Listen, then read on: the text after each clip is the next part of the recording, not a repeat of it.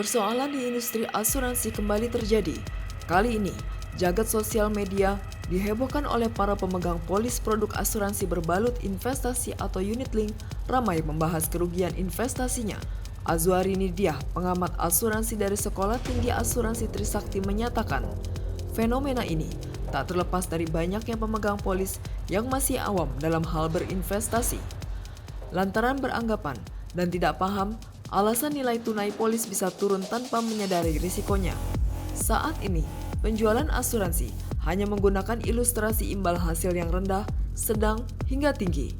Padahal Azwari ini menekankan investasi juga bisa negatif alias rugi.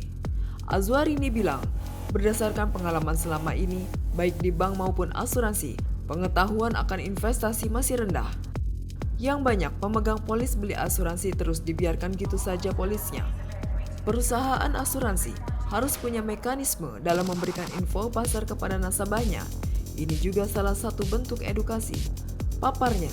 Selain itu, ia mengingatkan agar calon pemegang polis memastikan agen yang menawarkan produk asuransi memiliki lisensi dari Asosiasi Asuransi Jiwa Indonesia.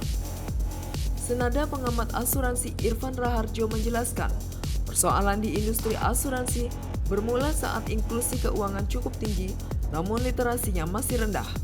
Artinya, produk keuangan sudah banyak diminati masyarakat, namun pemahaman terhadap produk itu masih rendah.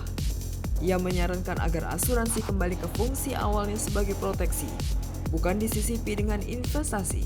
Sebaliknya bagi nasabah yang hendak berinvestasi, maka pilih instrumen murni investasi. Premi yang disetorkan oleh nasabah itu selama 3 tahun pertama itu 90%-nya akan digunakan untuk earning cost untuk komisi agen. Saat penjualan agen menjanjikan return tinggi, ketika turun jadi tanggung jawab nasabah itu kan tidak adil.